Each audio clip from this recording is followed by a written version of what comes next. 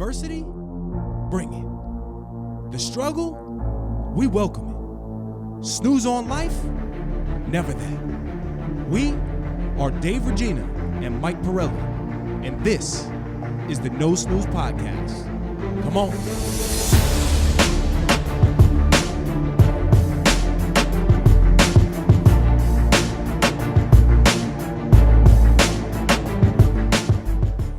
Welcome back to the No Snooze Podcast. We are on Epi 7. Epi 7, baby. Wow. Like I said, I think the last episode, I didn't think we were going to make it this far. Yeah, I know. And I know we say it every episode, but the feedback means the world to us. It's been great. Really haven't seen anything, negative that doesn't continue to motivate us, right? So all the feedback that has come our way, it's very motivating. Even the stuff that's like, hey, you should try this. It's motivating us, man, and the momentum is awesome. There are some very funny comments that I see in the DMs. People like giving critiques. And, it's pretty funny. Yes. We had someone, and I won't say the name, but it was pretty funny. He was like, listen, stop winking and stop chugging. It's getting annoying. And it was actually like, it brings no value. Yeah. It was hilarious. And it was like, maybe you should do this, but hey, man, we appreciate the feedback. You're big, though. People love your music selection in the morning. Oh, really? Yes. I'm a believer. Did you see the documentary? I didn't watch it. Okay. I know you're not a movie guy. But not a movie guy. I'm a huge doc guy. Yeah.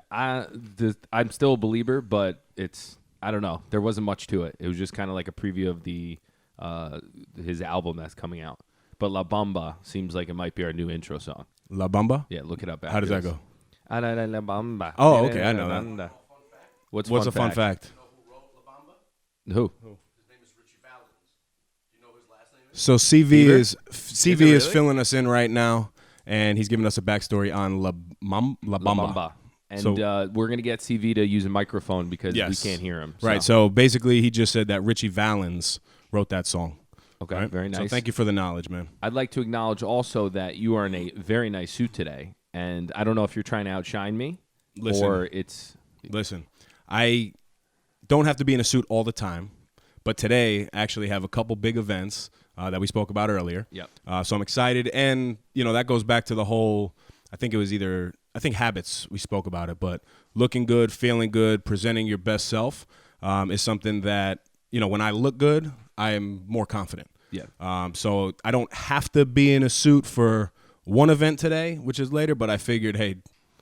For my first meeting, I have to be in the suit, so I might as well just do it out now. Yeah, in a suit, I feel like you can get away with way more in a suit. You could just walk past. Right. You said that. Yeah. There you go. So on a serious note, it's been a little over a week now since Kobe Bryant passed. So rest in peace to Kobe. I know for our age group, whether you're 25 to 35, somewhere in there, you basically got to see Kobe's entire career. So I have this one story that I remember.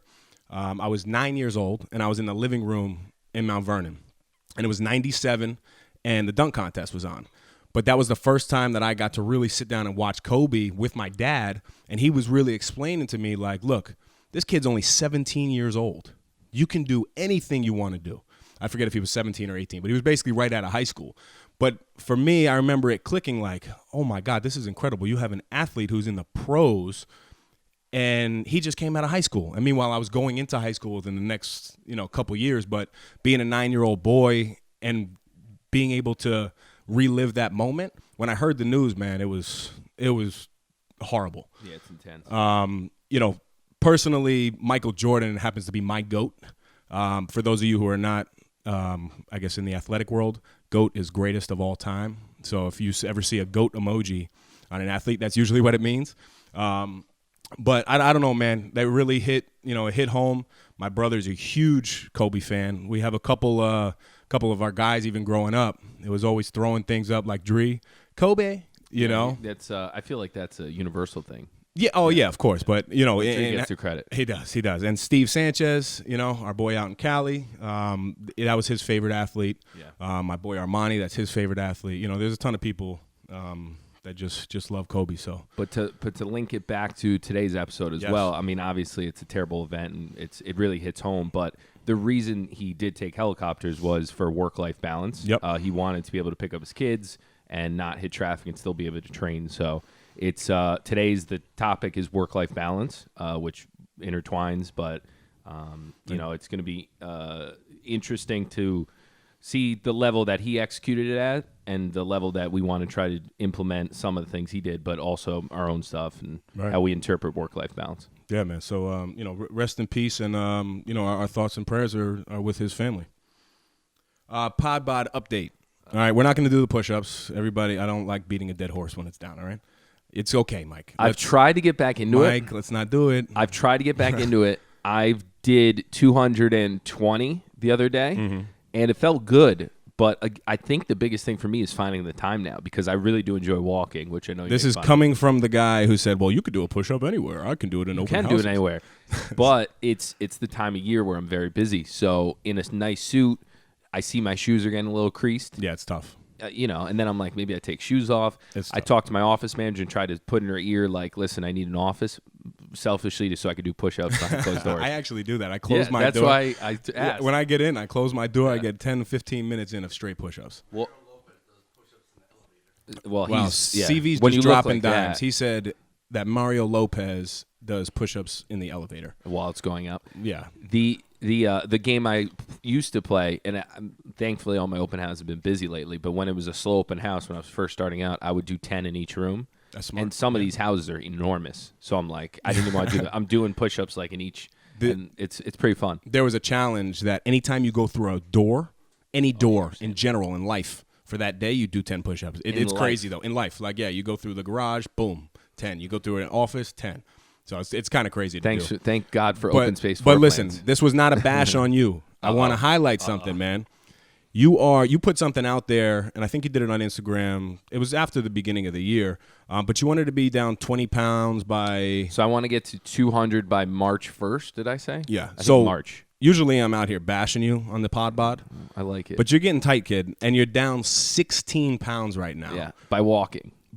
No, stop. That's not by walking. It's by walking. Supplementing the walking with your lifestyle. I'm kind of cheating because I know this time of year is busy, and I know that I don't have a lot of time to eat. And now that I ordered a bunch of snacks and healthy things on Amazon, jerky, pure protein, pork rinds, all that good stuff, seltzer water, it's just I don't have time to make a bad choice. I just grab whatever's in the car, record everything, and then go to my next thing. So it's kind of cheating. No, man. I'm leveraging whatever the lifestyle. works, but that's amazing, man. And you're I see people behind it. Yeah. They keep commenting and they're like, "Hey, what is the app?" So what is the app? It's just Fitbit. So you're using and I just record everything manually. But now you could scan food items, barcodes, and most barcodes are in there, and you could figure out the calories. So what I never really did was try to track calories. I always looked for low carb. And now I'm trying to think like, well, I want to have some carb for energy, but I want to learn more. So I started with just tracking calories. Nice. And I'm hitting like, around 1,000 a day. I know I'm missing some stuff, but it's nice because I know kind of how much I have for dinner. Yep. So some days I won't eat till 2. You're eating 1,000 calories a day? Yeah. Are you serious? Yeah. No wonder why. That's why I dropped so fast. No wonder why you're losing 16 pounds. I take that back. Eat more than that. Why? But I'm eating good stuff. Yeah, that's all right. All right, I'll give it to you. Yeah. I don't know. We gotta discuss that later. Well, that's why I put it out to the public. They're gonna be like, that is terrible. Yeah. Buying Back Home. So that was the TV show. Yeah. And I actually had on the outline today because I knew you were gonna watch it last night. And I was supposed to. Right. By the time this airs, we're a week ahead. So you would have already seen it. But I thought that you were going to come here and my question to you was going to be, so how did you and Dana feel when you saw yourselves on the screen? But so yes, so we were told that last night it was airing, and I guess there's a channel that the Design Network, shout out to the Design Network, airs it at a certain time. We don't have that app, so we have the digital version of the website. So we kept looking and refreshing to see if it came up, and by the time we went to bed around 10, it wasn't up. So I just figured, they forgot about us. Show got canceled. We didn't perform. That would have been bad. It's been pretty funny. We've been promoting this thing. Yeah. I guess that would be great content, right, Mike? Yeah, it would be amazing. It's all good content. Yeah, viral CV. So, true story, right before we started recording, Matt Piro texts me trade folk with a question mark, which I immediately know what that means because we were so delusional when we recorded it because we had a future sister-in-law, hopefully, Anna Jezik's marathon run was Sunday night in the city. That was also a time where we told that side of the family that Dana was pregnant. So we were out till, 11 o'clock. They came record 8 a.m. the next day. In that whole craziness, we found out my brother had his baby. So basically we had to record, get up at 5, record until about 5 p.m., then drive straight to Boston. So knowing all this stuff, I was like delusionally tired. And I explained Greenwich, and I'm like, it's an amazing place, super diverse. You got hedge fund guys and trade folk. And Dana looks at me. She's like, trade folk? I'm like, I've never said. I thought you said train folk. Train folk? Like it was close to the train. I was trying to say like tradesmen, like Yeah, you no, have all level. I guess, but would you read that in a book? I have no idea where it came from, but Dana, let me have it on the show. I love that they kept it in there, So too. I guarantee I'll get so many texts once absolutely. Like, that's trade going folk? to be a clip. Pretty bad. It's going to be a clip. So, Trade but folk. apparently a couple people watched it and they enjoyed it. I have to watch it. We'll probably do a episode where we're watching ourselves. Yeah, that'll be fun. Critiquing. So. Yeah, I like that. But you did. I mean, the episode. I think you're the finale. All right, let's not draw it up here. You see what you do here? I think you're the finale. I see what you're doing. No, so we really don't know when it's going to air for us. No idea. But it's only it comes out to like only a 13-minute episode. Yeah. But the show's really cool, and it's online, and the Design Network, like Mike said. But I think you just have to like put your email in, and it's free. Yeah, and I'm still pushing to get a spinoff for Karina. That's right. Let's do that. I'd be happy to be on it as like a special. Yeah, guest. just pop up. Yeah, just pop in for certain recordings. Yeah. No, good stuff. So let's continue off of last week when we introduced the No Snooze recommendations. Yes. Right. So my recommendation this week, and this is going to surprise you, but you actually started off with a documentary reference. So my reference, recommendation. If it's a movie, I'm going to lose my mind. No, it's not. I got to start doing that. I actually just recently watched Elf for the first time. Dave's like, I recommend you watch The Godfather. So Elf is a great movie. If you haven't seen it, I do recommend it, but that's not my actual recommendation. The Kevin Hart documentary, man. Okay. Did you see it? No. I haven't watched it yet. I like docs too. Yeah, no. So my wife and I watched it, and it's an incredible story, man. Everybody sees what you see on Instagram and all that stuff, and he's been through some controversy, but he's got a phenomenal story, through his own struggle, through the adversity that he faces in his life, the relationship with his dad. He went through some infidelity with his wife. Even got actually slandered for some comments he had made. I think it was like 10 years ago against the LGBTQ community. So he basically had a chance to discuss all that and clean it up. But I think the final product was awesome, and it was a relatable story.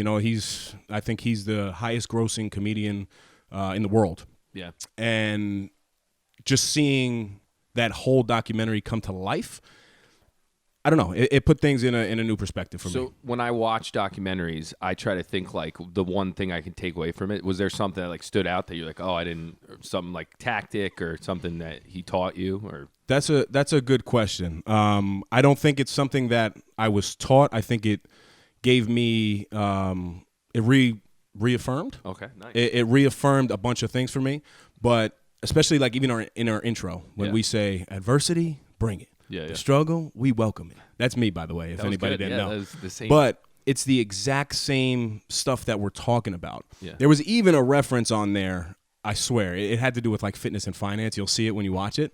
But what happened to those guys? But he basically reaffirmed that, the most important thing in your life is family and those closest to you, because very quickly you see how the media can portray you one way, and those closest to you, really mean the most. And his coworkers, like you'll see in that documentary, his relationship with his coworkers, that's his team. They bring him back. Sometimes he gets off track and he wants to do his own thing because he's Kevin Hart. But he basically, gives the I don't know what to say, but gives the credit to his team for putting him back on track. So I would say that's what it did for me. That's a good one. I have a recommendation as well, but I want to recommend a documentary for you specifically. Have you seen Linsanity, the documentary? Linsanity on Lin? Yeah. No. One of my favorite documentaries of all Really? time. It's Wow, I awesome. gotta check it so out. it's, without giving it away, it documents him building up to the Linsanity stretch. Right. And it's That's a basketball player, by the way. Yeah, Jeremy Lin. He was on Yep. the Knicks, but it shows him grinding and sleeping on his brother's couch, and then also during the craziness, and him just like being like, I just went off and I had like whatever. And I mean, the he went from stories the are bench to crazy. billboards, literally. Yeah, one of the stories that'll probably hook you is that when he was trying to figure out if he was going to stay with the Knicks and if he was going to get cut, he asked the coach trying to figure out like, hey, should I send my car out here because it was in California? And the coach was like, I'd probably wait. And that night is when he got his shot and scored like 40 points. 40, yeah, I remember. So he was this close, and just the coach told him, don't send the car. But it shows his reaction. He's like, yeah, the coach said don't send your car, so I figure if I get in, I'm gunning. I'm watching that. And it's awesome. Wow. Best, Thank one of probably, I could say it's my favorite documentary of all time. Really? Yeah. It's awesome. So back to my recommendation for something I do. So when I started in real estate, my income was really, really low. And I had money saved up, and I was trying to be more efficient with the money that was coming in just to get by. So I canceled all my gym memberships, which another reason why I got out of it. So you're recommending 1,000 calories a day and cancel your gym membership. So Thanks. I canceled. So it was when I started dating my now wife. Yep. So we were going out, not crazy stuff, but you still had to enjoy yourself and build that relationship. But I also wasn't making a ton. So I started listening to Bigger Pockets podcast, which is a real estate podcast, but they have an arm of it called Bigger Pockets Money. And it basically, each episode just explores how people are making their money most efficient, and whether that's like retirement accounts, apps like Acorn, where it rounds up to the highest dollar and puts in a savings account, just strategies and hacks to try to save money. So when I wasn't doing, when I started out, every dollar counts, which still does, but I was really trying to stretch the dollars, and it was amazing for me. So I still listen to it. At some point, it's a little restrictive because then you're worried too much about spending and not, prioritizing. But I think it's if people are trying to learn more about money, it's a great place to start. It's called Bigger Pockets Money Podcast. Bigger Pockets Money Podcast. Yeah, it's really good. Go check that out. All right, so now jumping into Epi 7, work-life balance. I think it's an important conversation. And also, Epi 6 was more... It was more for us, it was more for us putting some stuff out and letting you guys know where we're at in our lives. So Epi 7 is really getting us back on track, and we're going to discuss the things that we do and we talk about all the time when it comes to your work-life balance. So for both of us, we always discuss the value of time, right? And for me, if I had to describe, work-life balance in 2 words, it would be preparation and prioritizing.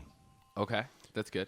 You know what I mean? Yeah. Because everything that I do now, I basically see it as, I use my phone on a calendar, but I see it as like a big pie, right? You're a pizza guy. I'm a big pizza huge guy. Pizza guy. Yeah. So you basically see it as a huge pie. And what I do visually is I cut that pie into 7. Pepperoni, or what are we talking? A little sausage. I think I'll go sausage, and then I actually love a good plain slice. So I'll go half plain, half sausage. Very vanilla. I wouldn't expect anything else. But, you take that pie and you cut it into 7, and do you know what the 7 would represent? Probably the 7 facets. What is 7 facets of your life? No, it'd be the 7 days of the week. Oh, that's way off. But pretty good, though. But some people say there's like 7 buckets. Right. So again, this plays. Damn it. This is always a continuation, though. So you can't really look at the whole pie, right? So at the beginning of every week, and it usually happens for me on Sunday, that's when I sit down and I prioritize. But if you look at every single day and you plug in your have-tos versus your want-tos in terms of your work-life balance, what are the things that you have to do and what are the things that you want to do? Okay. So, at work, you have to be at work from X amount of time. That's your schedule, right? So that's a have to. Something in your life that you have to do would be like your doctor's appointments and things like that. So it's putting those have tos in a calendar to where you're then figuring out space for your life. Do you color coordinate that? No. Okay. No, and sometimes, honestly, now I'm at the point, like I think my wife uses the calendar more than I do. I can visually do this. Is she connected to your calendar? No. Okay, I got Dana mad, not to go off topic, but Dana mad because I said, can you just email me a calendar invite? Because I have to put everything in there. Else I book an appointment when I'm supposed to be at lunch with her or going to a family event. So go ahead. But in terms of the visualization, like now I'm at the point, because I've been doing this for a while, but at this age now, this is probably the busiest time of our lives, and we have a whole new aspect in No Snooze fatherhood coming our way. So imagine just kind of doing that off the cuff. It's very overwhelming. So for me, what works best is I have to look at every single day to win that day versus looking at the week. You do anything that kind of resonates with that? So I do something very similar, and I do, like I said, so I have to put everything in my calendar, because if I know it's in my calendar, I can work around it for showings. Yep. But if it's not in there, I fill up the time, just because that's how I am, and it's you have to be opportunistic, and when a possibility of showing a property comes up, you have to go attack it, because that could be the sale that day. That could be, your income for next month. Right. And especially with the baby on the way, now I'm really opportunistic, and I'm jamming my schedule, because I know once that baby comes, I'm going to have to recalibrate and spend more time at home and all that good stuff. But the difference, I think the big difference that I do is I color coordinate everything. So I put green for money, which is anything that I can generate income from. So I put all my appointments, all my showings, listing meetings. I put the podcast in green because it's a part of the business now. Mm-hmm. Personal is in purple, personal purple. Nice. And I do that trips, like I'm going to Florida this weekend for my dad's birthday. Yep. I'll put that in purple to let people, so I know I'm not physically in town. Right. I could still work, but I need to be remote, so I can plan ahead. So it's my big thing that's helped me is the color coordination, because I'm very visual, and the colors make me realize, like, oh, wow, that's a green day. Mm-hmm. So I got to put some purple on the other day, and we got to go dinner on Sunday, or do something. Wow. So that's just a general. And blue is unconfirmed. Blue so is a lot of unconfirmed. people, like when I was showing you properties, you guys say, we think Friday works. Yep. You guys were actually very organized, which made it easier for me. Thank you. But if someone's like, hey, Friday I might work for a showing, I put it in blue and with a question mark, and then when it's confirmed, I turn it to green.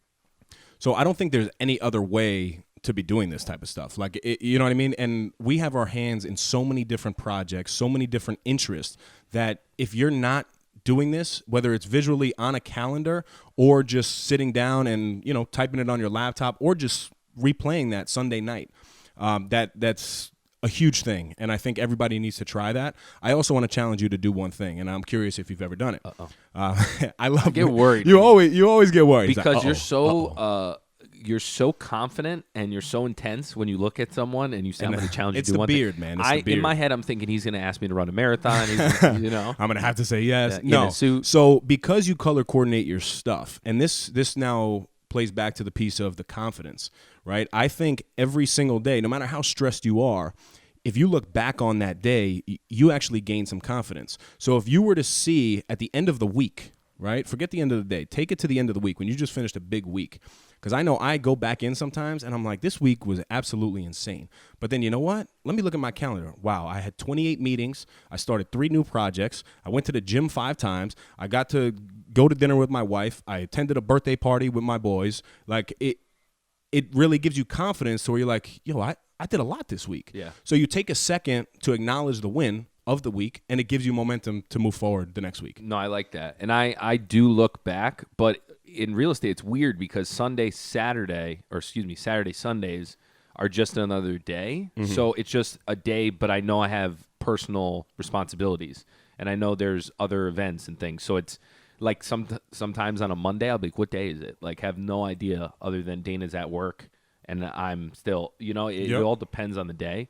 But yeah, looking back, you mentioned something before. We're only going to get busier. Part of the thing that helped me is when I embraced that I'm just always going to be busy, then I got less stressed. Right. Because I'm like, I chose this life. I worked hard to get here. I can't complain about being busy. I just have to accept it and embrace it. Yep. Because when you embrace it, you're able to attack things a little easier.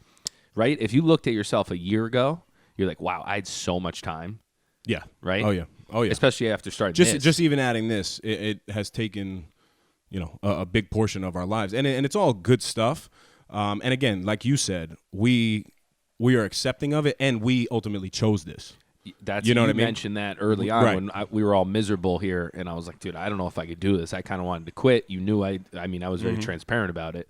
And you were like, listen, we want to do this. I specifically was the one who got everyone's confidence up, and we're doing it. And so it's good to have good partners and people that'll push you through the busiest, crazy times. So I want to, instead of being like general, I think, and this goes to to you specifically. Instead of us being general, I think it's important that we talk about like how our lives kind of operate, and hopefully people can pick up on some feedback from that, and a takeaway. So like a typical day, we already know for us starts like very early. I mean, you're talking 4:30, 5 o'clock every morning, and there's a lot of people out there who are doing that. So from there, it's basically, you take some time for yourself. Then I'm at work, and I don't get home until, I mean, it's a strange time, but between 7:30 and 9 o'clock is pretty typical. So you're running at least 11 and a half to 13, 14-hour days consistently. And I do that Monday to Thursday. So my wife and I, we take time at the end of the day, right? Because I get to speak to her on her break. She's a teacher, so our schedules kind of conflict. But I always try to take that call when she does call me. And this is for the relationship people, out there who kind of go through similar stuff. But that hour that you may get Monday to Thursday, hopefully it's 1 hour a day, but you got to take that very seriously. And when I put up the Questies topic, your wife jumped in and she basically said, it's very important to put your phone down. And I think that's something we both do because I'm like always on my phone. Yeah. So that's a really good dime. That's Dana's dime. Dana's dime. Put your phone down when you do get that 1 hour. But we always try to have dinner together. Even if my wife has to eat before, she'll eat, but then she'll sit down with me. And we just try to catch up. And it's always important to recap your day with your partner if you're in a relationship. Yeah. I just find tremendous value in that, and it really relieves like a lot of stress of the day. Yeah. You guys got to be similar too, because your schedule, I mean, especially as like an entrepreneur in real estate and all that stuff, it's probably harder for you than it is for me. It's very similar. I mean, you work just as hard, if not harder, but the thing that makes it difficult for me is the moving appointments. Mm-hmm. So like I can plan to have dinner with Dana, but there's appointments that I need to get in. Like this week, I'm going away for the weekend. So I'm putting all my appointments at the night. I'm very transparent with all my clients. I let them know, listen, I'm not around this weekend, but I can squeeze you in Wednesday, Thursday, Friday night. So I know that's a possibility. If I have the opportunity to go home and have dinner, I will. But if I have to go out and show till 8:39, I have to. I want to just jump in on that because I want to commend something that you do. I think some people might say, well, you know what? If you're my agent, you need to be there for me, blah, blah, blah, blah, blah. Yeah. No, I want an agent, me personally, who's transparent, who is wanted by other people. Same thing in the job market, So I think a little takeaway there is like, be transparent. It's okay to tell people that you're busy. I mean, hopefully you're being honest about it. Yeah. But I think you putting yourself out there and being a busy man like you are, it's something that I would want in my life. I want to be a part of that. So I would want to take the time. Hey, Mike only has an hour. Let me squeeze myself. If you're a busy guy representing somebody, that tells you something that you're doing business. Yeah, you'd think so, and I appreciate that. Thank you. And the piece about having dinner and to that effect, what we try to do is putting the phone down. Definitely something I have to work on. You're trying to get deals done. There's a million things in your head. I've been better putting the phone down by putting it away from me in bed, so for the alarm for the next day. So when I set my alarm, it's not even near me, so I don't even touch it, which is good. I used to be on the phone, everything.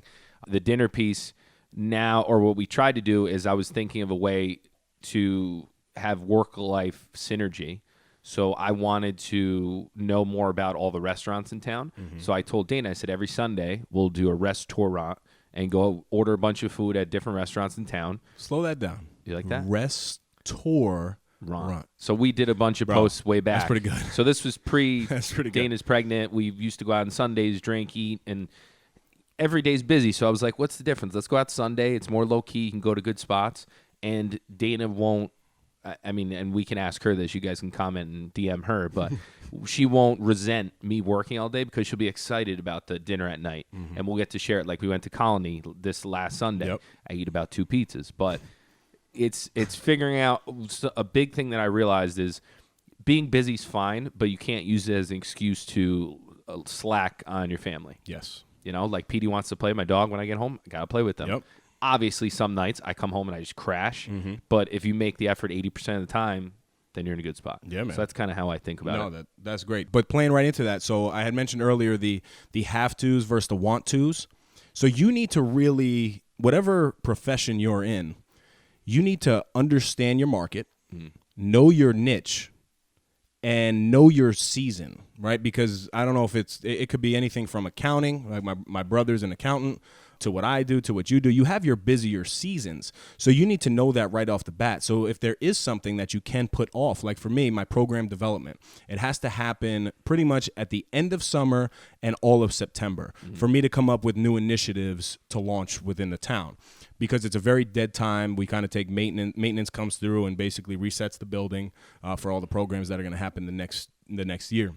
So if you know your market in a sense, that only adds to your confidence of you going week to week, because then you could say, you know what, I have to do this here. This can actually wait, and you kind of go through that day by day, week by week, month by month, and then ultimately year by year. Do you feel guilty when you're not busy and you know that a busy time's on its way? Do you ever have that feeling? So now, Mike, I got to be honest. I try to prepare as best as possible. CV looked at me. I just there it is, contradiction. I got to be honest. I thought I cleared that up already though. But I prioritize so well in my head that, and it's been through a lot of trial and error, but there's nothing that I can't foresee besides life. Life is going to happen regardless. But the things that I can control, I'm in control of. So now that I've been doing this for, going on 6 years now, it's becoming something that's easier. But now the challenge is taking what is already successful and continuing to develop that.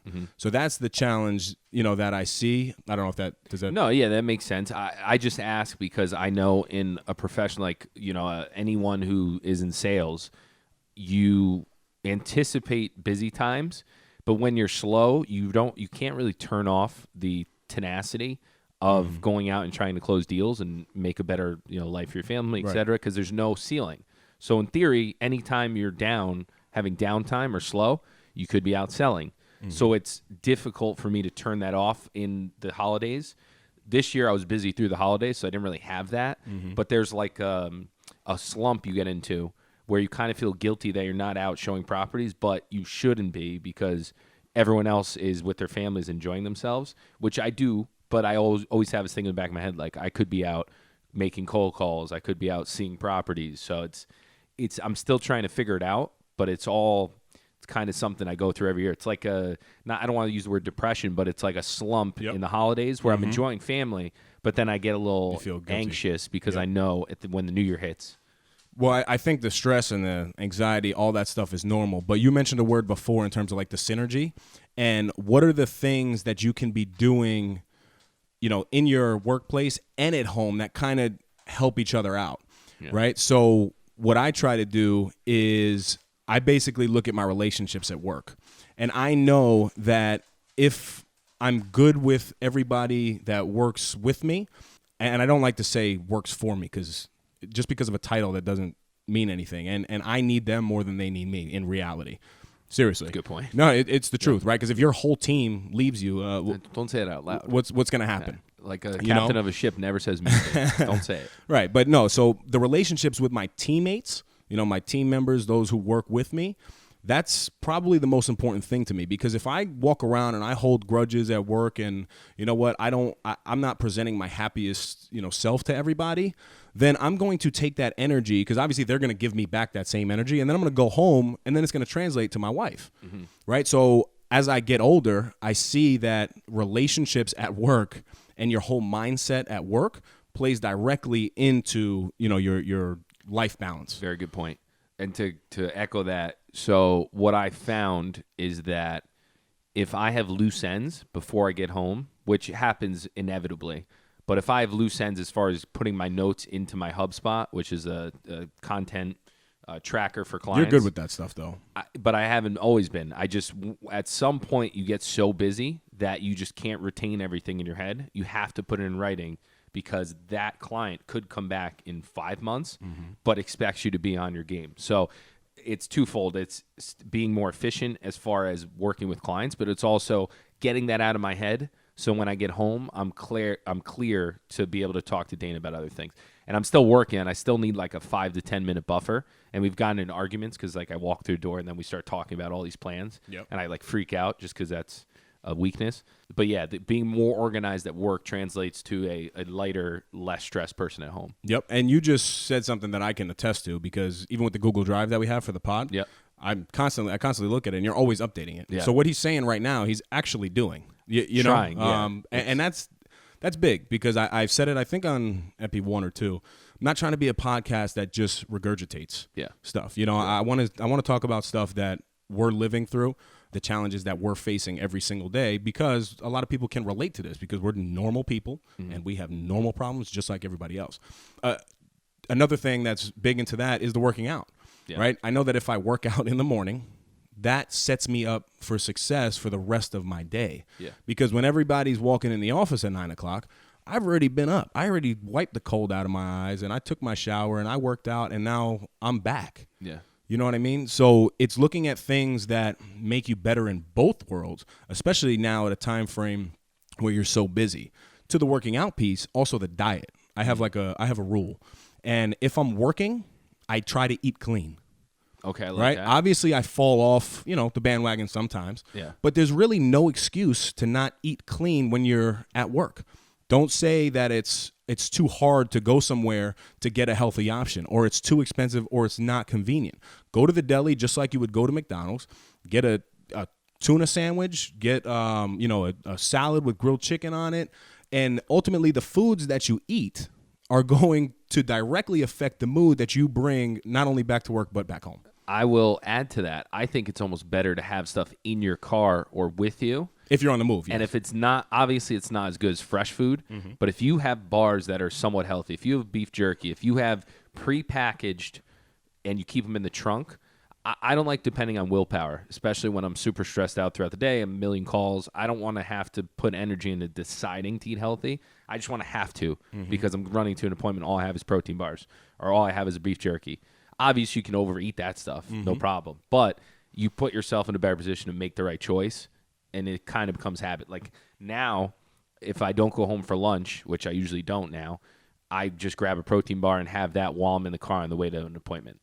So it's I like to prepackage things too, because you don't have to think to. I mean, everyone does this, but I'm finding what's working for me. Like I have pork rinds thing, and I have a big bucket of it, and it's only like 70 calories for 6 of these bad boys. But I'm trying to count 6 pieces and then record it versus just be like, all right, well, this is my bag. Eat it when it's done. I'm good. It's just I'm trying to get out of the habit of the wasted time of thinking how to eat healthy. Just making it a habit, and just this is what I have in the car. Like I incorporate green tea into my habit. Every day I get into work, no matter what I have drink-wise prior, I make a green tea to start my day. And that's how I start my calls and everything. I just sip on a green tea. I don't like the taste, but it's just a habit. It's genius. And at the end of the day, we are going to, the majority of your professions, until you really make it, you're going to be working more time than you're chilling. And synergy, you get all this food to put in your car for clients. So Dritan, shout out Dritan. He always comes off of work when we go showing. So I give him protein bars. I give him beef jerky. That's a new thing I started because I realized people are starving too when they're out. It's not just me. So you get that. You could write it off because it's a marketing expense for your clients. It's food. You took the Uber technique that I jumped in a couple Ubers. And, yeah. But like 5 stars immediately. If you have a water bottle ready and you have some sort of snack, I don't even care if you crash the car. 5 stars. Yeah. 5 stars. 5 stars. Wait, is that the guy with the teriyaki beef jerky? 5 stars. Absolutely, right? But that's a good point. Then your clients are in a better mood, so they are going to be less critical and less cranky. Not to say that anyone is. Right, but you're doing something small that comes back to you in a big way because it means a lot to people. Yeah, and I think just repeating this, like knowing what snacks work, what you enjoy, just repeating it, again, leaves less room for error. So like now I'm on Amazon, I see all the healthy snacks I ordered. All I got to do is reorder them. Nice. I don't have to think of I just doom. Convenient. So that's convenient, effective, and executional. What is it? Come on. Let's see if you really know. I don't know. Stop. I really don't. You said both words already. E words. Convenient, effective, efficient. There you go. Bang. You did it backwards, but yeah. Whatever. That's really good. I'm proud of you, man. Thanks. So the last thing here in terms of yourself, taking time for yourself should be non-negotiable. What is that? No, I'm gonna get into that. Okay. It's non-negotiable. Yeah. I don't care if you work 80 hours a week. I really don't. But whatever it is that you like to do, you need to be doing that because it's ultimately going to get you through the 80 hours of work. So for the guys, like every Friday, I mean, if you're on YouTube, you could see I didn't get a cut, but every Friday, because it's not Friday yet. Yeah. Every Friday, I go get a cut. It's non-negotiable. Every Friday. Every Friday. It's like my father. Even if it's just a shape-up or a lineup, like I need that. I love a good haircut. Right? But it makes you feel, again, look good, feel good. So whether it's a cut, it's going to the gym. Guys, if you wanted to go get that massage, go get it. Girls, like, come fresh. Get your nails done. Go spend the money on your hair. Go take the yoga class. Go, and my wife's going to kick me for this one, but I might get myself in trouble. Go take the Soul Cycle class that you wanted to take. Soul Sisters. The Soul Sisters. I like that. Because it's ultimately going to, here's a good way to explain it. And it's very simple. If you don't take time for yourself, why would you expect anybody else to make time for you? That's a good one. Right? Your boy, Frank, my brother, used to say, if you don't sweat yourself, no one else will. So that's similar. That's a fact. Yeah. It's a fact. And I see it more and more, and the busier I get, I'm like, no, you know what? I need to be good. So what other activities are a selfish thing that you enjoy? And I'm just using the word selfish because it's probably not the right word, but you know what I mean. Yeah. So the non-negotiables for me, obviously the gym, right?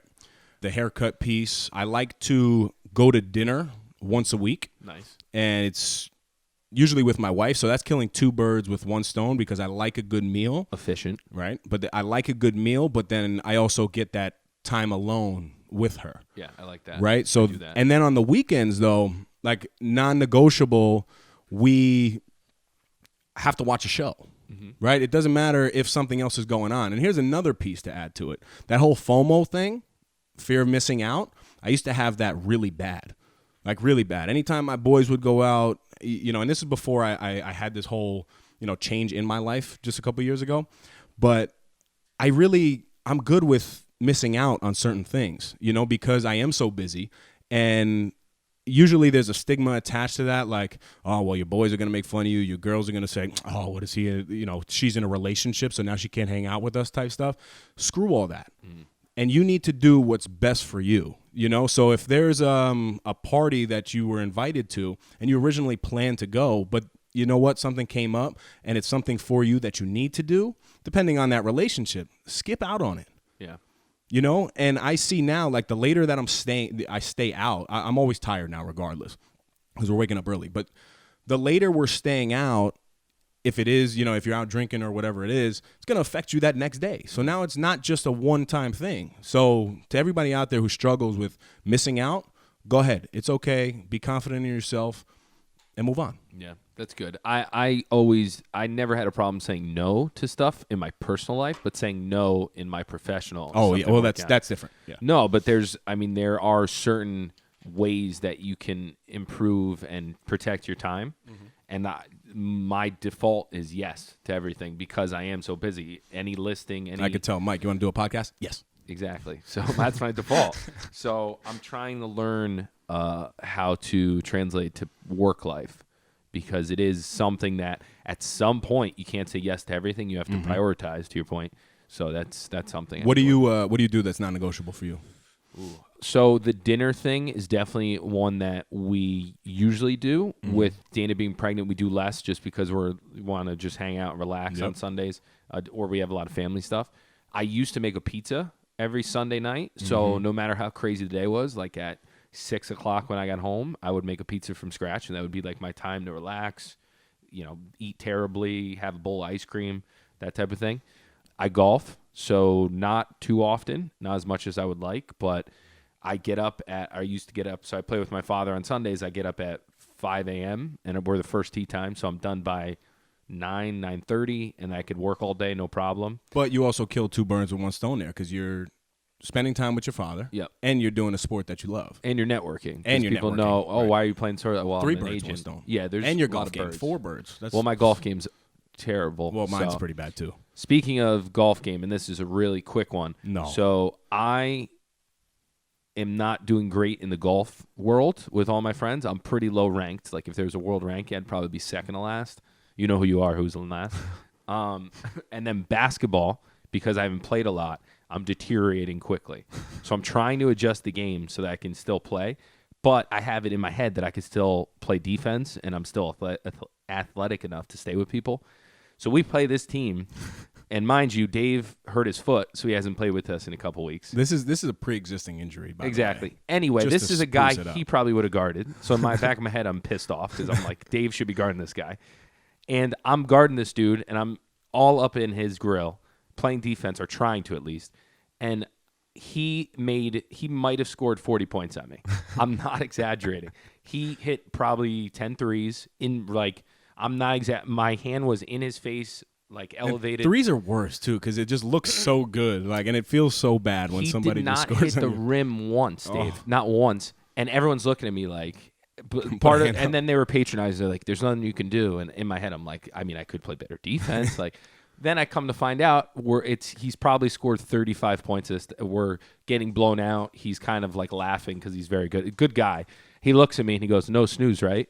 Oh. So on top of putting me to work, he hears all the junk I talk here about being, on fire the previous week. And getting in and shape. I might have scored 6 points. Wow. So I apologize to Sam Sauce for the poor performance. But that's why I throw my stuff into real estate, because that's an area where at least I'm successful, and the other areas of sports I'm deteriorating. Wow. Golf, I'm getting a little better, though. All right, good. I So got nervous. I had to share that. I got nervous. I thought you were going to tell the golf story of me and your bachelor party. But we'll save that for another time. No. Yeah. We'll save That's that for a whole another time. different conversation. Yeah, no, thank you. So jumping back to the work-life balance, and I know we hear this all the time, but I try to do it. I really don't get to do it all the time. But as I transition, because I have 2 different offices, so that's kind of my time during the day to have. But if you're entitled to a break, and I tell CV this, I try to talk to all of my, the staff in the building, take a break. Yeah. So if you are entitled to a lunch break, and everybody should be, I don't know the labor laws exactly, but you should have some sort of break. Yeah. You need to take that time and step out of the space. Yeah. I think it's more important than just closing the door. If you can close the door, cool, but you're still in that same environment. Yeah. So if you can, go outside, try to walk. I mean, it's cold now, but get in your car, go to Starbucks, Dunkin' Donuts, and just take some time to yourself. And then to that same point, our boy John Drosos dropped a little topic dime on there as well on Instagram. And it was like knowing when to leave. And I guess his point was there's some days that I get to the office 30 minutes early.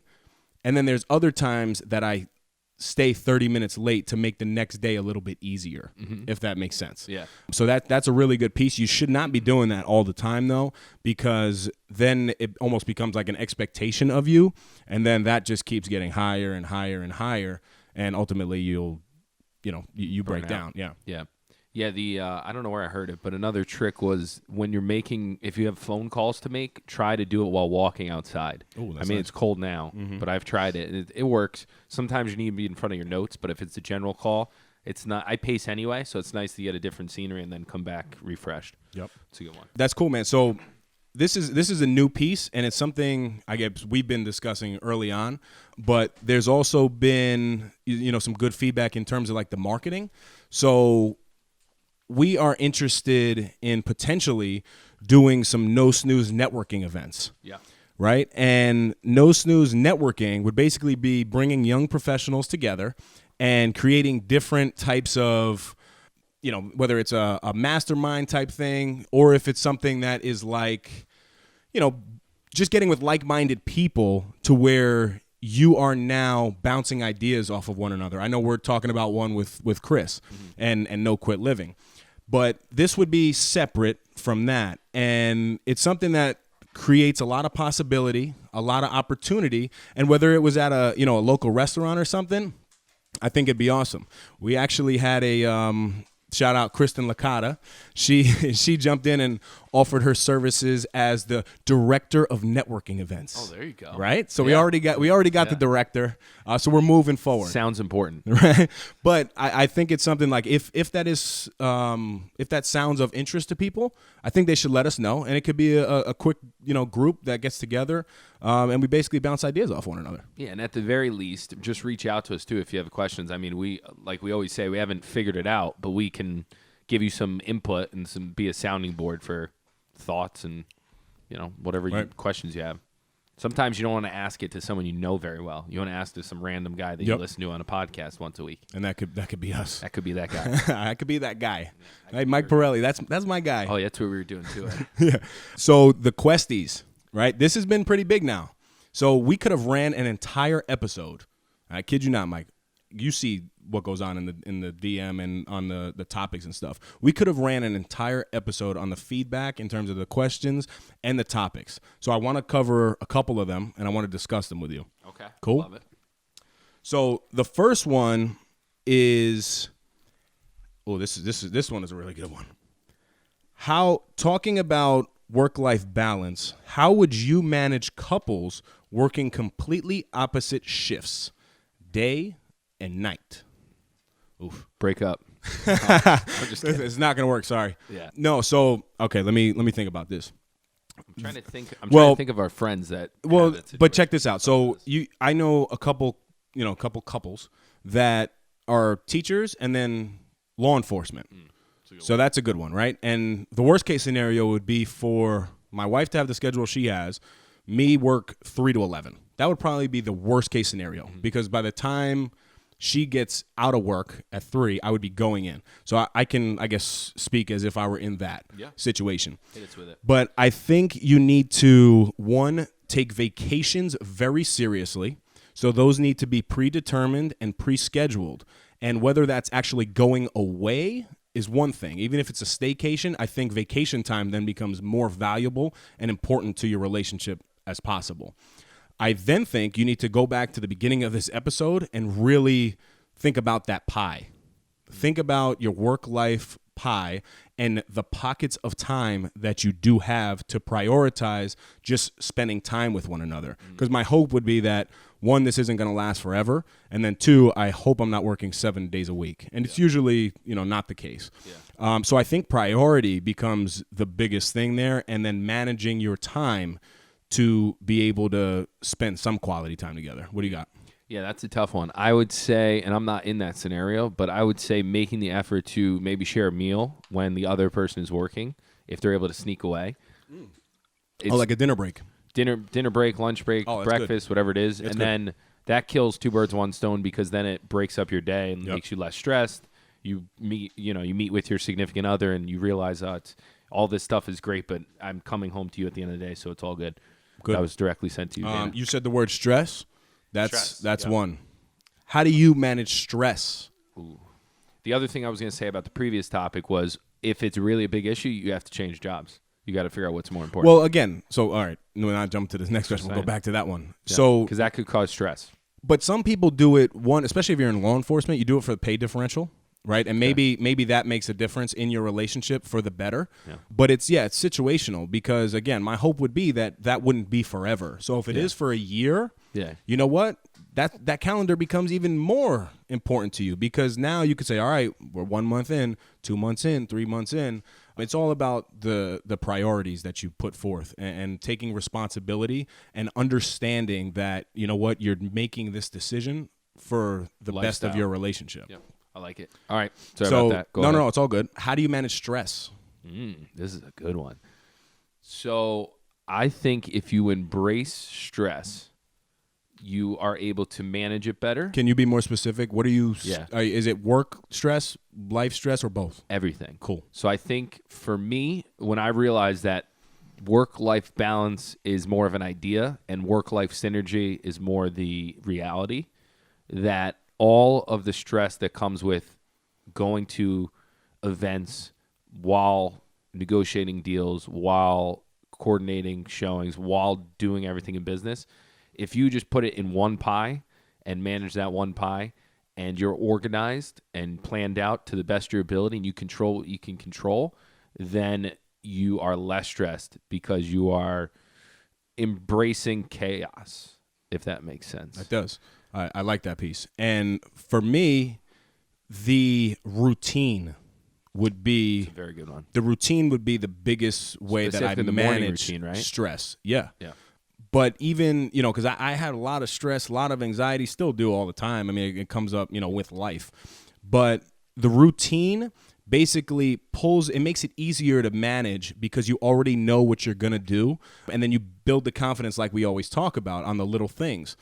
But also, I get a lot of anxiety at night. We spoke about that, the booms, right? And the sleepy time tea really works. I'm sorry for laughing and interrupting, but when you said the booms, I was like, that's something a Neanderthal would say. What are you feeling? The booms. Go ahead. Sorry. Oh, my God. I can't stand you. Oh, man, that's good, Mike. Oh, God. That's why I laughed. No, for real. So the sleepy time tea, this is no ad, but I started using it because, at night I got really anxious. And it sounds corny, sounds cheesy, but if you have somebody to talk to about that stress and what you're feeling, again, I was somebody who just like kept everything to myself. Everything's good. I'm perfect. There's nothing wrong with Dave Regina. He's good. But once I started opening up, and whether it was talking to my wife or talking to my boys just about what's going on in life, that helps a lot. And I know we always hear that. You always hear that. This is nothing new. But try it. Right? Try talking to somebody. If it's your partner, talk to your partner about what you're going through. And hopefully your partner can show you some compassion to help get you through it. But creating a routine, reading at night, I've tried that too. That's a good one. Versus putting your phone down. I mean, versus being on your phone. So putting your phone down. Doing them together. Putting your phone down and reading a book. Exactly. It just makes you tired. And especially if you're reading something, like, no, really. But if you're reading something, it takes me, the whole day to read 10 pages. I know. I finished my 10th page at 10 o'clock at night. But if you're reading something and it's a positive, I guess, note that you're reading, you go to sleep with those thoughts. So it could be fine. Your heart can be on 1,000 before you go to sleep. But if you keep reading, you get a little bit more tired. If you're sipping your tea, your heart rate slows down, and it's a nice routine that you can get into to ultimately put you to sleep. But it's really just the management, like you were talking about, being able to manage. It's being aware, too, like when you're starting to get stressed, knowing why you're getting stressed. Like for me, it's when, like I said, the loose ends, I'm not recording everything. There's stuff that it's in my head, and I know I need to do it tomorrow, but I didn't write it down yet. Yep. So just writing it down, getting it out, even on a piece of paper and just throwing it on your desk, gets it out of your head for a little bit. That's nice. But one of the tricks I also use is I think being able to reset your brain, having something to assist that versus trying to do it yourself is helpful. Like I love stand-up comedy. So I have a bunch of podcasts I listen to that are stand-up comedians. Mm-hmm. So if I have a 15-minute drive and my day's absolutely insane, I listen to 15 minutes of that stand-up. So I laugh a little bit, kind of re-energize, get a giggle in. And then at night, to turn the brain off and get ready for the next day, when I put my phone down, I call it trash TV. TV. Siesta Key is one of my recent ones. I never was big in the hills or any of that stuff. You watch Floribama? No. So there's limited amounts that I could do. Yep. It was like The Office. It was like a funny one, but we cruised through that. But having that at the end of the night where it's just lighthearted and you're laughing versus like if I watch $1 Million Listings, it relates too closely. Puts you back in that mindset. And then it clicks it on and then I can't sleep. Good point. The dumb shows, I'm like, this is absolutely absurd, and then you fall asleep. Right. That's good. No. So let's move to the next one. And this is one that, I saw before, and I really do think this is a great question. So does having tenacity or ferocity make you a better person in everything you do? So I guess that's more of, doing things. Tenacious to me would be like being persistent, right? Yeah. And having ferocity or being ferocious would be like, I'm going to get it regardless, right? So does that make you a better person in everything you do? I'm going to change the context and just keep it positive, right? Because negative, I don't know if you're ferocious, if it's probably going to lead in a bad way. But I do believe it makes you a better person, and it kind of goes to the saying of the way you do one thing is the way you do everything, right? So I would argue that. Let me finish, and then you can go. I just like to argue with you. Yeah, no, that's good. But for me, I know that I have to get up and get after it. And even if I am walking, and I'm the walk king, like Mike Pirelli. Don't throw quotes on walking. I actually walk. I know you walk. I get it. But whether you're walking or you're working out balls to the wall, you have to go hard. Whether you are at a meeting and you are the meeting or you're just attending the meeting, whether you're hosting it or just attending it, you have to go hard. And I think that translates into something like a work-life balance. When you are on your life portion of it and you're spending time with your family, go hard. And by going hard with your family, that means committing to the time that you're going to spend with them. Yeah. Right? So you can really apply. I'm not saying just be a beast in everything you do. Yeah, obviously, we want to be a beast in everything we do, but take that mindset, right? Be tenacious in everything that you do. And I do believe that it'll make you a better person. Yeah, I would agree with that. I think obviously there's some, but I think there's some things where being tenacious and translating work type things doesn't help. Like I'm starting to try to take a backseat in all the planning stuff on weekends. Like I try to control things and schedules when I'm at work, and then when I get home, we go to certain events.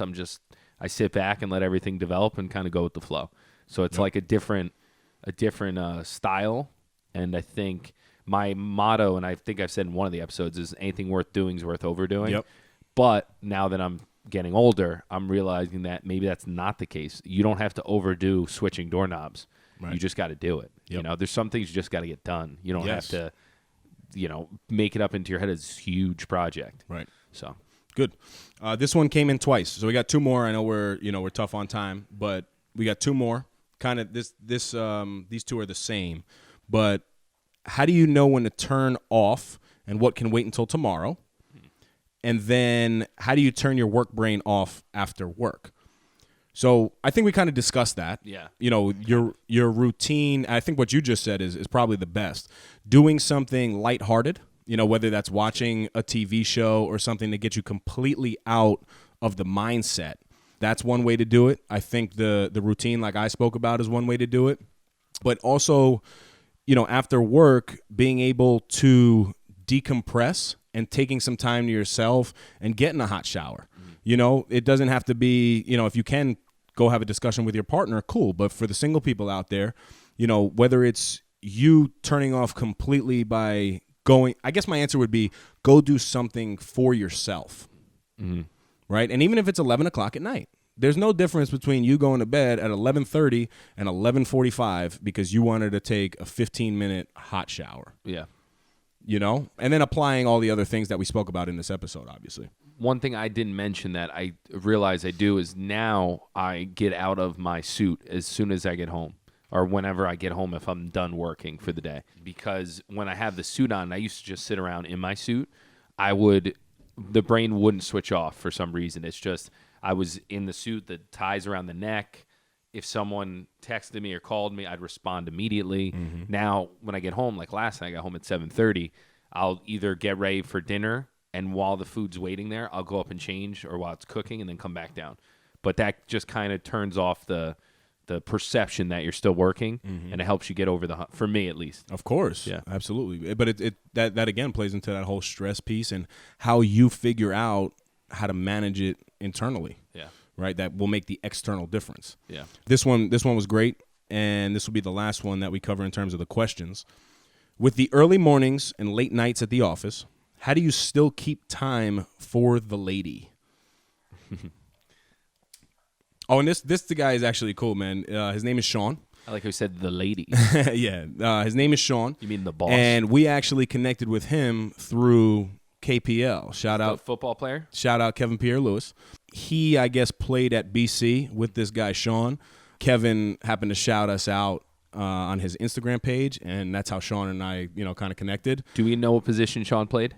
I don't know. Is he decent at basketball? Looks like a big guy. Why, you trying to recruit him? I don't think he's in the area, bro. Okay. Sorry. But Sean, if you're in the area. Signing bonuses. There you go. Reach out. DM me. No, so really good question, man. Let me just repeat that so you can jump on it first. Yeah. With the early mornings, late nights at the office, how do you still keep time for the lady?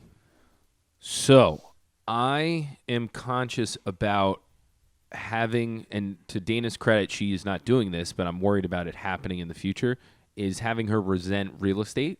So what I'm trying to do is incorporate her as much as I can and intertwine activities with real estate with her. So, for example, if we have a showing or I have a showing in Norwalk, I'll say, well, there's this restaurant in Norwalk. If you want to come, you can hang out at a coffee shop, and then when I'm done, I'll come meet you. We'll have dinner. Nice. Or And you guys happen to be working in the same area, right? Generally. At the time, yeah. So it's a little easier. Obviously, I definitely have to get better at it because she's also busy at work and doing her own thing. So that's one of them.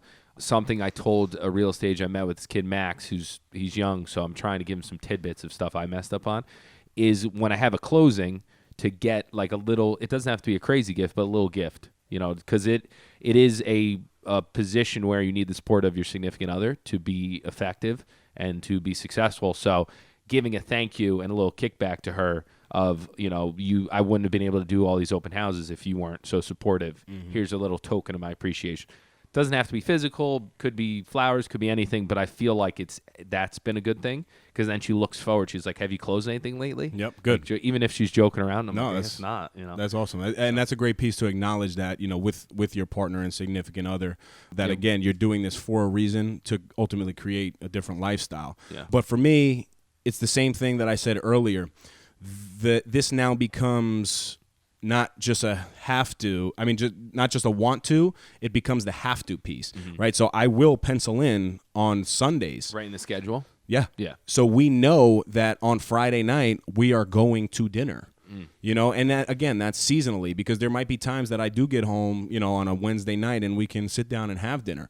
But during that busy season, it needs to be planned out to take advantage of that time. I just had that conversation with CV the other day when we had lunch, and he's like, "You really schedule your downtime? Got to schedule everything." Yeah, and it's not just scheduling the down, relaxing time on the couch. Like I don't put like, okay, 12 to 2, I'm gonna sit on the couch, but the downtime typically would be going to dinner. But from week to week, depending on your week, that may have to become a have to, and I need to do this to maintain my relationship. Yeah, and a trick with that is, for me at least, when I get home on Sundays after all these appointments, I'm less likely to go out to dinner if I get in and change and sit down. So what we did this Sunday, as I waited in the car, Dana came out and we went straight to dinner. Because if I decompress too much, we got to get to the place because then all the excuses pop up. Oh, I'm tired. I got a crazy day tomorrow, and then you push to the side. That's a good point. And then the last thing on that question, something that we've implemented is you need to participate in the things that maybe you don't want to do. So for me, every Sunday, we know that after our spin class, I have to go food shopping with her.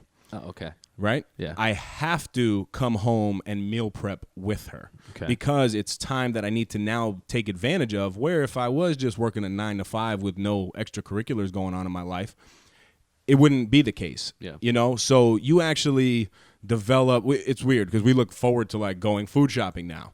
Those little things that typically wouldn't become something, wow, I have to do that. No, you have to do that. And that's on both ends. That's on the male end and the female end. So it's just doing those little things together and making the time, to really figure it out. Yeah, but it's always tough because know that they are the most understanding and they get it. So they're an easy, low-hanging fruit to be like, hey, we'll do this another time. And they're not going to, most of the time, give you a hard time. So you have to actually, even if they're, no, it's okay, you have to be like, we have to go out.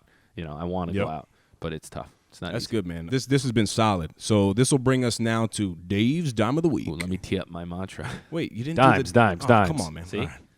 So this is something that I do every single morning. I forgot to mention it on the Habits episode, but after I work out, I text my brothers, and that's Ozzy, John, Marky, and Rich. And we're in a group text together. Thanks for that. Appreciate it. Well, you send me one. It's true. So I just take yours and regurgitate. Brothers, Imagine I just regurgitate. It's messed up. I have 100 brothers, and I think you said it one time to me too. You're like, Dave, everyone's your brother, everyone's your cousin. Yeah, it's you just make me feel less It's special. just how. Well, listen, man. Yeah, CV, we're going to start a separate chain. Invite like 40 people. Yeah, and then I'm going to there. reference it on the podcast. No, so it's interesting with this crew because this crew, we all kind of transitioned life together. We went from the, like, let's go out tonight. Is this the club crew? Yes. This the is the movie crew. The Bottle Boys. The Bottle Boys, wow. So this crew, they've seen this whole journey, and they have their own journeys as well. So we've been through it all together. But every day after I work out, when I'm in my best mindset, I shoot them a message. And this kind of gave me the chills when Kobe died because I sometimes go back and read them. So Kobe had died on Sunday. I sent this on Wednesday, right before he passed away that same week. And it was at 6:55 a.m. And it said, "Kings, great morning. Hump day is here. Everything negative, pressure, challenges is all an opportunity for us to rise up. That's the Mamba mentality. It's a simple formula, but sometimes we lose sight of that. If we're down, the only way to go is up. Better than yesterday." That's good. The Kings. Did you add the Kings in? No. That wasn't the only piece of Kobe. Was the pressure, the challenges piece. But you're the Kings one. Yeah, I call that cracks Kings. me up every Kings, time. yeah, We say yeah. Kings, Queens. Yeah. And I know people say it cracks me up. I don't know why. Why is that? I don't know. It's funny. It's just funny. It's funny. Kings, Queens. I tell my friends I'm jokers. It's Mike. That was a good one. So this goes along with the work-life balance stuff. Introduce it, bro. And this is Miguel's mantras. I've been learning a little Italian, by the way, to catch Have up you? about that. A little bit. I have a couple apps I follow, and I was trying to speak it with Dana, but my pronunciation is a little slacking. Formaggio. Okay. Cheese. I see you. Thank you. All right. So mine is don't get so busy making a living that you forget to make a life. I like that. And that was by Dolly Parton. Thank you, Yeah. Dolly. Do you know what Dolly Parton? She was Can a they name a queen. song Queen that Dolly Parton sings? Yes. I know the reference. I if you do can't it. either. I can't Okay. either. No. Oh my lord! There you go, CV. Got it. Is not a singer. All right, so this will close us out. And Mike, I think you got a little heat on the feet. Oh, I do. I forgot I had that today. So I have a lot of black socks that are fire, but I don't wear my black suit as much. I made sure. Ooh, you're looking tight, kid. I'm telling A you. little pale on the. You have me on your sock? So that it looks What- like a couple people I know. What is that? That's a Stone Cold. Is that Dave Regina on your sock? Wrestling reference there. Wow. I feel like we kind of have similar styles, so I like that. this That's is good. yeah. Dave Regina in 10 years. Not to brown. So for those of you who are not on YouTube, it's a bald guy with a goatee. Stone And it's Cold. Stone Cold. Yeah, If you don't know. It's a good one. I hear you are making a run at a heated feet crown. There's nothing that he lets me do anymore. Wears No. Wears no. nice socks. No. So, Push-ups. No. He's gonna start walking. I do this for me. The heat on the feet. Show him. is Show him what you It's got. just stripes, Show bro. him what you got. I can't even get up Show him what there. you got. Seriously. Oh, that's why I'm asking because Oh my God. too much cycling. Middle camera. If you rip your suit, I will lose it. You could do it. Go ahead. He needs some flexibility.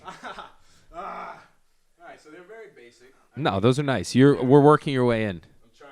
Are these Frank Pirelli wedding shoes? No. Oh. You got to angle it. See if he's angling it. Oh, and shout out John's Crazy Socks. It's one that I buy all my socks from. It's a father-son. The son has Down syndrome, and the company employs a lot of Down syndrome kids. So it's a great individuals. So it's That's a great cause. Great cause. And I think donations happen, but it's great. Great follow too. Great Awesome. videos. We'll close on that. Yep. Until next time, stop snoozing. Get up and get after it. My man. Oh, I really wish you ripped it. That's another Epi in the books. Go follow us on Instagram and Facebook at No Snooze Podcast. Subscribe to our YouTube channel, No Snooze. Come on.